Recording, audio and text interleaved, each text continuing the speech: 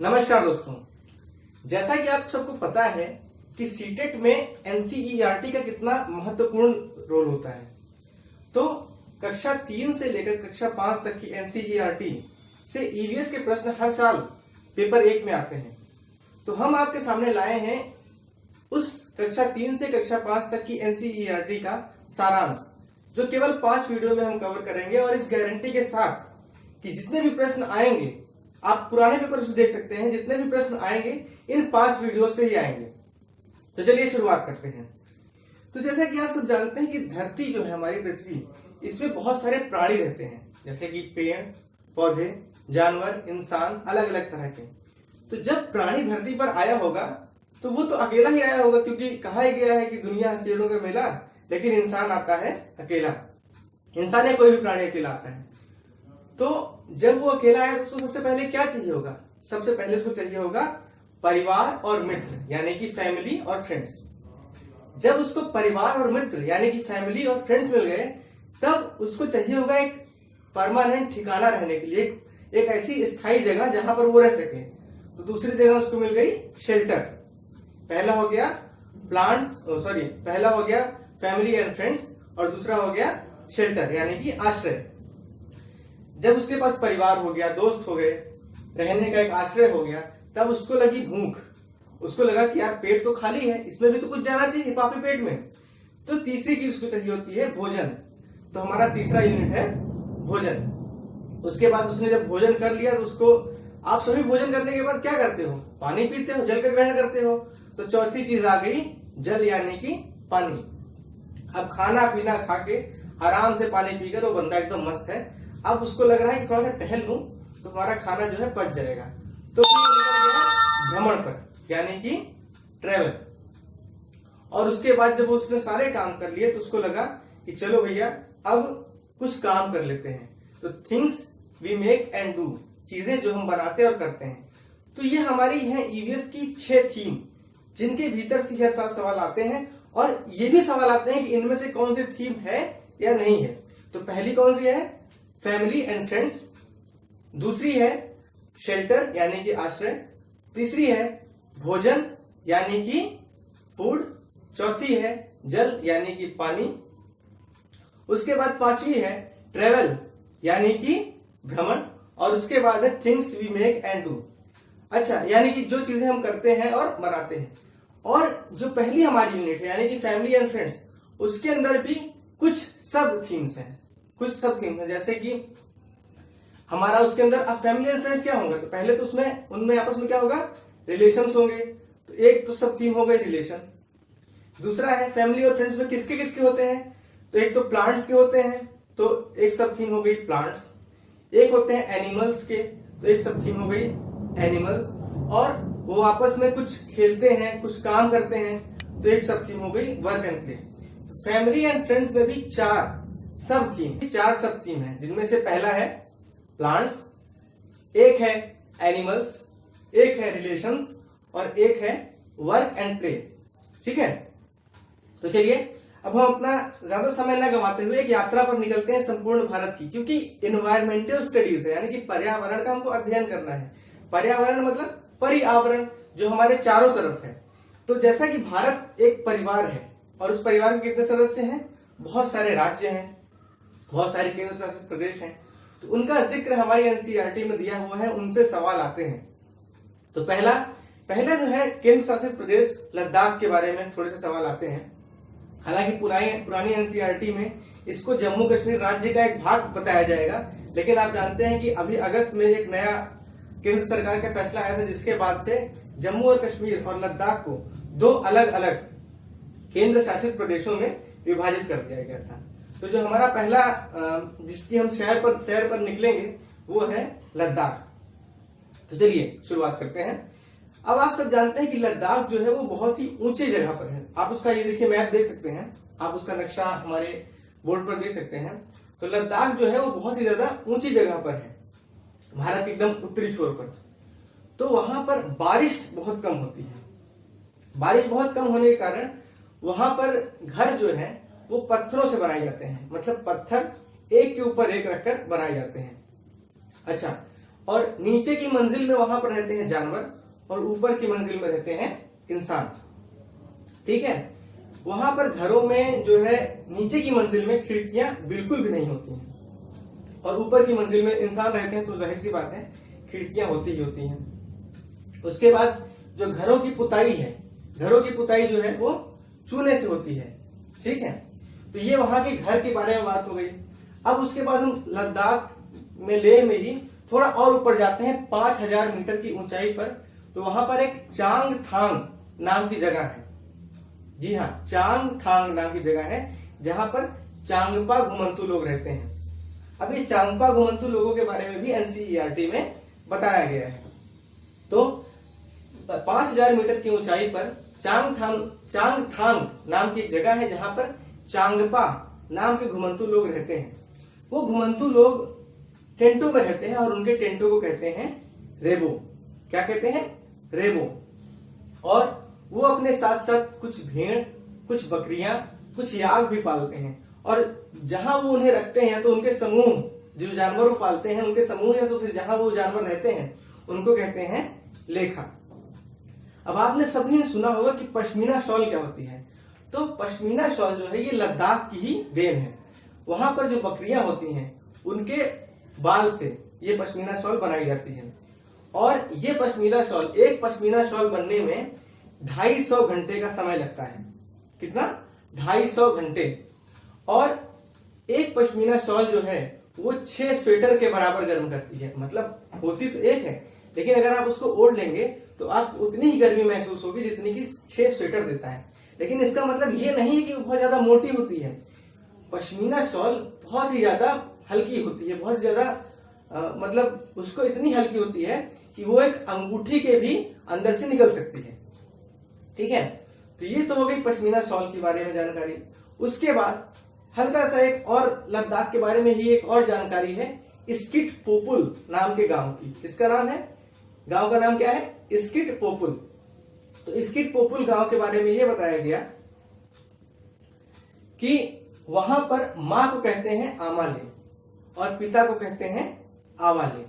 मां को क्या कहते हैं? आमाले और पिता को कहते हैं आवाले। और स्वागत को कहते हैं झूले झूले। अगर आप किसी से मिले और उसका आप स्वागत करें तो वहां कहते हैं झूले झूले। उसके बाद फिर वहां पर एक, जैसे हम पुल पार करते हैं या तो फिर कहीं हमको जाना होता है, तो हमारे यहाँ तो सीधी सड़कें हैं, लेकिन वहां पर क्या है, जगह जगह दर्रे हैं, जगह जगह नदियां हैं, जगह जगह खाइयां हैं।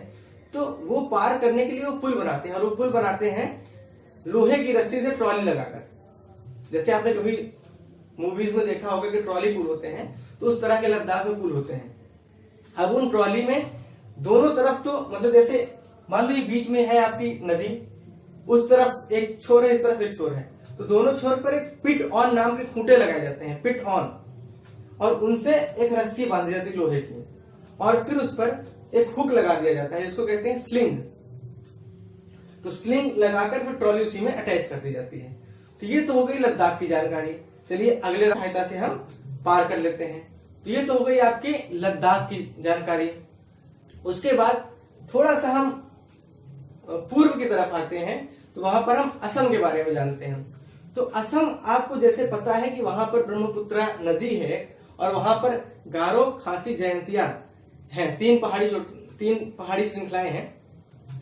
तो वहां पर बरसात बहुत ज्यादा होती है, और बरसात ज्यादा होने के कारण घरों में पानी भरे रहते हैं, मतलब घरों के नीचे पानी भर जाते हैं। इसीलिए वहां पर घर को जो है जमीन से 10 से 12 फीट ऊंचाई पर बनाया जाता है। अब 10 से 12 फीट ऊंचाई पर कैसे बनाएंगे? तो वहां पर घरों को बांस के खंभों पर बनाया जाता है। किस पर बनाया जाता है? बांस के खंभों पर, जो कि 10 से 12 फीट लंबे होते हैं। और वहां पर भी बच्चे मतलब स्कूल जाने के लिए पुल का इस्तेमाल करते हैं, क्योंकि जगह जगह जल भराव रहता है। तो उन पुलों को भी रस्सी और बांस से बनाया जाता है। ठीक है, और एक मजाक की बात यह भी है कि असम में बांस को गरीबों का टिम्बर कहा जाता है। चलिए अब हम अगले बात कर लेते हैं एक राज्य की, जिसका नाम है बिहार। बिहार का एक मधुबनी जिला है, जहां की एक चित्रकला यानी कि एक पेंटिंग फेमस है, मधुबनी। मधुबनी पेंटिंग जो है, ये अगर कोई त्योहार है या तो कोई खुशी का पर्व है, शादी ब्याह है, तो फिर ऐसी ही कोई खुशी का पर्व है, तो वहां पर दीवारों और आंगन में बनाया जाता है। अब कोई भी पेंटिंग बनाने के लिए कोई भी रंग की जरूरत होती है, कोई भी कलर की जरूरत होती है, तो वो कलर कहाँ से मिलता है? तो मधुबनी पेंटिंग का जो कलर है वो पिसा हुआ चावल, हल्दी, नील और अन्य पौधों और प्राकृतिक रंगों से मिलकर बनता है। मतलब चावल में हल्दी मिला लेंगे, चावल पिसे हुए चावल में हल्दी मिला लेंगे, नील मिला लेंगे और कुछ पौधों के कलर यानी कि प्राकृतिक कलर मिलाकर उसको बना लेंगे। उसके बाद फिर एक अगली बात होती है बोचाहा जिले की, बिहार में ही मुजफ्फरपुर जिले के बोचाहा क्षेत्र की। बोचाहा क्षेत्र में वहां पर लीची की बात होती है, ठीक है। और ये बताया गया वहां पर कि जो लीची के फूल हैं वो फरवरी से लगना शुरुआत हो जाती है, उसकी फरवरी से उसके लगने की शुरुआत हो जाती है। चलिए उसके बाद फिर हम बिहार से नीचे आते हैं आंध्र प्रदेश की तरफ। तो आंध्र प्रदेश में पहली तो जानकारी दी गई कि वहां पर एक नल्लामाड़ा नाम का गांव है। क्या नाम है गांव का? नल्लामाड़ा। और वहां की एक खिलाड़ी का जिक्र हुआ है जिनका नाम है कर्णम मल्लेश्वरी। जी हाँ, कर्णम मल्लेश्वरी।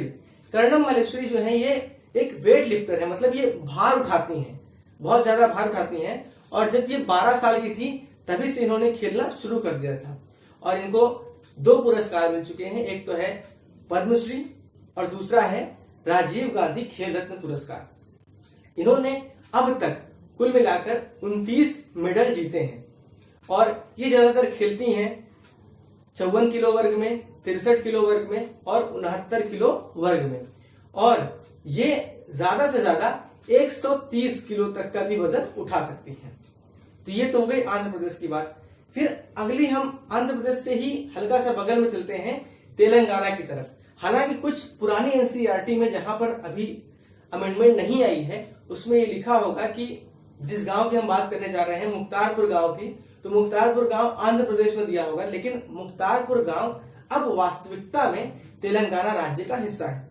तो मुख्तारपुर गांव में पोचमपल्ली बुनाई के बारे में बताया गया है, जहां पर बुनकर लोग रहते हैं और बुनकर लोग वहां पर एक खास तरह की बुनाई करते हैं जिसका नाम है पोचमपल्ली, जो कि विश्व में प्रसिद्ध है, ठीक है। तो मुख्तारपुर गांव की पोचमपल्ली बुनाई, जो कि पोचमपल्ली क्षेत्र का ही एक मतलब गांव है मुख्तारपुर गांव, वहां पर एक पोचमपल्ली नाम की बुनाई बहुत ज्यादा फेमस है और वहां पर बुनकर लोग रहते हैं। दक्षिण भारत के राज्य की बात करते हैं जो है केरल। केरल में एक मल्लापुरम नाम के गांव का जिक्र है और एक कोझिकोड क्षेत्र का जिक्र है। और ये भी बताया गया है कि केरल में टैपियोका खाया जाता है। टैपियोका क्या है? टैपियोका वही साबूदाना है जो हम नॉर्मल जिंदगी में खाते हैं। तो केरल में मल्लापुरम, कोझिकोड और टैपियोका। ये भी बताया गया है इस मतलब एनसीईआरटी में कि गोवा से लेकर केरल जाने में 92 सुरंगें और लगभग 2000 पुल हैं। ये एग्जैक्ट डाटा वेरी कर सकता है, मतलब इसमें अंतर हो सकता है, लेकिन एनसीईआरटी में कुछ ऐसे फैक्ट्स दिए गए हैं। उसके बाद बताया गया है कि केरल में मौसी यानी कि मम्मी की बड़ी बहन को बली अम्मा कहते हैं, बली अम्मा, और नानी को अमुम्मा। नानी को कहते हैं अमुम्मा, मौसी को कहते हैं बली अम्मा, चाची को कहते हैं कुंजम्मा, चाची को कुंजम्मा और चाचा को चिट्टपन। और ये भी जानकारी दी गई है कि केरल के लोग केले की फूल की सब्जी बनाकर खाते हैं। किसके फूल की? केले के फूल की। उसके बाद एक जानकारी दी गई है उत्तराखंड की। उत्तराखंड आपको पता ही है कि हमारे उत्तर प्रदेश के ऊपर यानी कि उत्तर में उपस्थित है। तो वहां पर एक नेशनल पार्क है जिसका नाम है Jim Corbett national park. Jim Corbett national park Nainital जिले के रामनगर क्षेत्र में स्थित है और इसकी स्थापना 1936 में हुई थी और यहाँ पर शिकार करना पूरी तरह से वर्जित है। उसके बाद उत्तराखंड के ही एक चमोली जिले के बारे में जानकारी दी गई है। चमोली जिले में एक फूलों की घाटी यानी कि वैली ऑफ फ्लावर्स है। तो ये तो हो गई कुछ राज्यों की जानकारी। हालांकि जानकारी संपूर्ण नहीं है, लेकिन अभी अगर आप एक साथ ही ज्यादा पढ़ेंगे तो आपको पढ़ाई में इंटरेस्ट नहीं आएगा। तो इसीलिए हम छोटी छोटी 10 से 15 मिनट की वीडियोस लाते रहेंगे और आपको जानकारी देते रहेंगे। तो इसीलिए पढ़ाई में अच्छा करने के लिए और सीटेट, यूपीटेट जैसे एग्जाम्स निकालने के लिए जुड़े रहिए हमारे साथ। जय हिंद।